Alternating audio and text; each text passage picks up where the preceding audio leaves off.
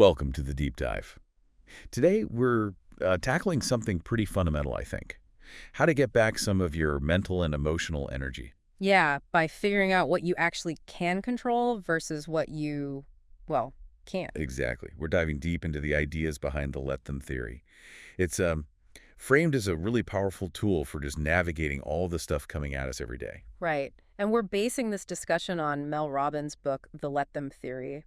Because we all know that feeling, don't we? Just that mental exhaustion from constantly, reacting. Reacting to what people say, what they think, what they do. It's more than just tiring. It can feel, I don't know, paralyzing sometimes. So this dive is really about finding a way through that.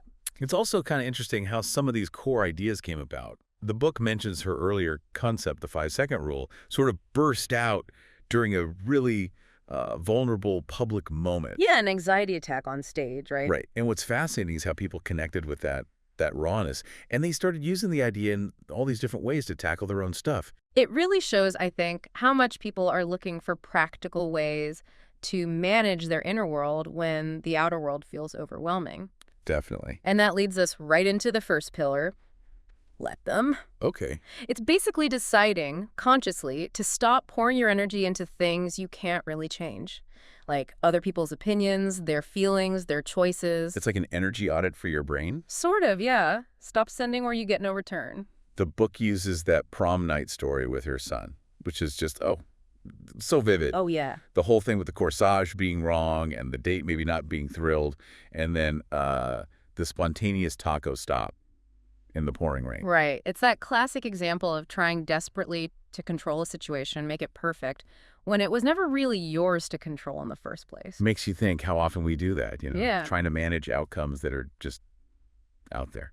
We all have that tendency, I think, to want to script things, but the real power here, the book argues, is in the second part. So, okay, you've let them be, you've stopped trying to control the external. Now the focus shifts inward. Okay. To your own reactions, your choices. Exactly, your well-being, that's where your actual agency is. That makes sense.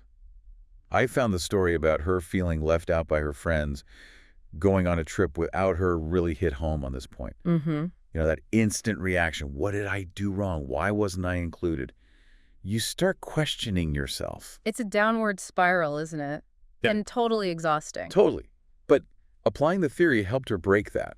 It was okay, they made their choice, and then the crucial follow-up, the let me. Right. Focusing on what she could do, reaching out, making her own plans, taking initiative for her own connections. It stops that cycle of self-doubt. Precisely. It's about understanding where your influence truly begins and, just as importantly, where it ends. And this isn't just for big dramatic situations. Right. It applies to the everyday stuff, too, like those little daily frustrations that can build up.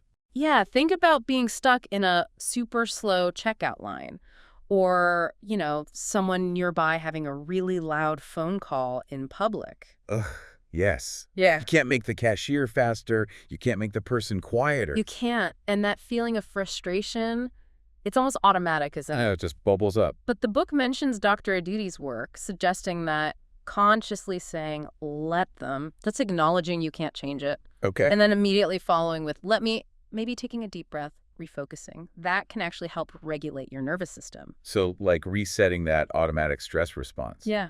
Through the vagus nerve connection. Kind of, yeah. It's a small mental shift, but it can physically calm you down. It's about proactively taking back your internal state. And this works for bigger things too, like at work. Absolutely. Say you feel like your boss is just, I don't know, stringing you along about a promotion. It feels unfair. Okay, yeah, that's a tough one. The theory would say, okay, you can't force them to see your value or make the decision you want, so let them make their choice, however frustrating. That's hard to accept sometimes, that lack of control over their decision. It is, but then comes the empowering part, let me. Right, shift the energy. Yes. Focus on what you can do. Maybe it's polishing your resume, maybe it's networking, maybe it's actively looking for a place that does value you. So you move from feeling stuck and reactive to being proactive about your own career. Exactly. You regain that sense of control, even if it's just over your own actions. That feeling of agency is so important for, just feeling okay. Now, it's important to say This isn't about just rolling over, right? Yeah. It's not about becoming totally passive. No, definitely not. It requires judgment, discernment. The book has a great example for this, the dog park story. Ah, yes, with the unleashed dogs. Initially, the instinct might be just let them, let the dogs run around. But then the situation changed. An owner wasn't being responsible, didn't clean up after their dog. Right, and that's where the discernment comes in. The author realized, okay, this impacts others, it goes against my values about shared spaces. Intervention felt necessary then. So let them isn't a blanket rule. It's a tool to apply thoughtfully, based on your values and the situation. Exactly. It's finding that balance between acceptance and, well, appropriate action when needed. And the book also touches briefly on bigger anxieties, like world politics. Yeah, which causes a lot of stress for people. And it circles back to the same core idea that most of that is way outside our individual control. Acknowledging that is maybe the first step to managing the anxiety around it. Mm-hmm. It's about preserving your own mental energy. Okay, so if we boil it all down, the let them theory has these two core parts. Let them is about, like, granting freedom. Freedom to others, yeah. Acknowledging they have their own thoughts, feelings, actions, and freeing yourself from trying to control all that. Which is often futile anyway. Often, yeah. And then the second part, let me, is that turn inward. Focusing on your response, your choices, reclaiming your own power. Exactly. And the book makes a really interesting point about how let them can actually build courage, especially courage against the fear of what other people think. The author's story about putting your ideas out there on social media really illustrated that. That fear of negative comments, of judgment. It can stop you in your tracks. Totally. But let them kind of gives you permission. Okay, Yeah. let them think negatively if they want. You still get to pursue your goals, say your piece. It shifts the focus from needing everyone's approval to just doing your thing, validating yourself. Right. But, and this is a key point the book stresses, it's not about becoming a doormat either. Or a bulldozer, ignoring everyone else. Exactly. It's about finding a balance when other people's feelings or expectations are involved. Like the example of choosing between a friend's birthday party and visiting your grandparents. Mm-hmm. It's not about being callous. It's about making a choice that feels right to you, that aligns with your values, so you can stand by it without resentment or guilt later. Makes sense.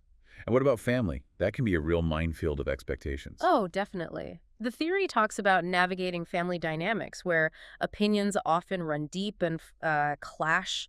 The author uses her own experience, her mom's reaction to her marrying someone from the East Coast. It highlights this idea of different frames of reference. Frames of reference. Yeah, like the unique lens everyone sees the world through, shaped by their upbringing, their culture, their life experiences. It's different for everyone. So understanding that someone else has a different frame helps you move from judgment to maybe more acceptance. Or at least understanding. Yeah. Recognizing their perspective comes from their journey, not necessarily as a critique of yours. It can diffuse a lot of tension. That's helpful. What about when people have big emotional reactions, like the book calls them grown-up tantrums? Right. The core message there is their emotion isn't your responsibility to fix or manage. Ooh, that's a big one. It is, because when you react to try and soothe their tantrum, you kind of give them power over your state. Like the silent treatment example in the book. That's classic immature behavior. Totally. And the advice is, let them have their reaction. It also points out that emotions themselves are often temporary, maybe only lasting 90 seconds if we don't feed them. And they can be influenced by simple things, right? Like being hungry or stressed. Exactly. So recognizing that might give you space before reacting. Now, the book doesn't shy away from how hard it is to make choices that will upset people. Like canceling a wedding. That's huge. Huge. But it emphasizes the importance, ultimately, of being true to yourself, even when it causes discomfort for others. And then there's the comparison trap. We all fall into it. Oh, yeah. Constantly measuring ourselves against others. The book calls it a massive power drain. So the approach is just let them have what they have, their success, their stuff. Pretty much. But more than that, try to reframe it. Instead of envy, maybe see their success as information, like they give you the formula. How does that work? Well, the anecdote about the friend's amazing house renovation is a good example. That initial jealousy pang. Yeah. It actually revealed something the author wanted for herself, a more inviting home. So the friend's success became motivation, not just a source of envy. It pointed to an unmet desire. Ah. Okay, so the jealousy flags something you want. Potentially. Yeah, it can be a clue. The book also talks about friendships changing in adulthood. which happens all the time. It really does. Life changes, jobs, locations, kids, just different energy levels. Some friendships naturally fade. And that can be painful, but the advice is, again, let them. Let the friendship evolve or end if it needs to. Right. And it addresses that feeling when a friendship feels one-sided, prompting you to maybe reassess based on where things are now.